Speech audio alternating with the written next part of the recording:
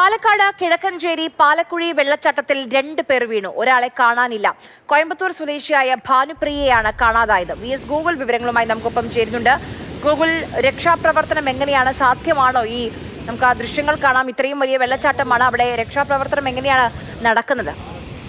ഈ സംഭവത്തിൽ ഒരാളെ രക്ഷിച്ചു, അതായത് കോയമ്പത്തൂർ സ്വദേശിയായ ഭരതനെ രക്ഷിച്ചു. ഭാനുപ്രിയയാണ് കാണാതായത്. ആ പ്രദേശം ഒരു ചെങ്കുത്തായ പ്രദേശമാണ്. അതിന്റെ അടിയിലേക്ക് വീഴുന്ന ഒരു സാഹചര്യം ഉണ്ടായി. അപ്പോൾ ആ പ്രദേശത്താകെ തന്നെ ഫയർഫോഴ്സ് തിരച്ചിൽ നടത്തുന്നുണ്ട്. അതിന്റെ അടിഭാഗത്ത് ആലത്തൂർ ഫയർഫോഴ്സ് ആണ്, ഫയർഫോഴ്സിന്റെ പരിധിയാണ്. ആ ഫയർഫോഴ്സ് സ്റ്റേഷനും കൂടി ഉൾപ്പെട്ടുകൊണ്ടാണ് ഈ പരിശോധനകൾ നടക്കുന്നത്.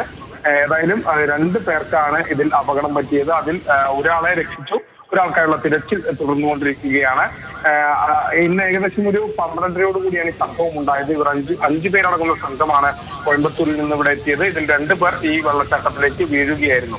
ഇത്തരത്തിലുള്ള വെള്ളച്ചാട്ടത്തിലേക്കൊക്കെ പോകാൻ ഇന്ന് വിലക്കുകളുണ്ട്. പക്ഷേ ഈ ഒരു പ്രദേശം എന്ന് പറയുന്നത് അങ്ങനെ ഒരു ടൂറിസ്റ്റ് പ്രദേശമല്ല. പലരും വീഡിയോയിലും റീലിലും ഒക്കെ കണ്ടാണ് ഇവിടേക്ക് എത്തുന്നത്. അങ്ങനെയാണ് ഈ 5 പേരും ഇവിടേക്ക് എത്തിയതെന്നാണ് അറിയാൻ കഴിയുന്നത്.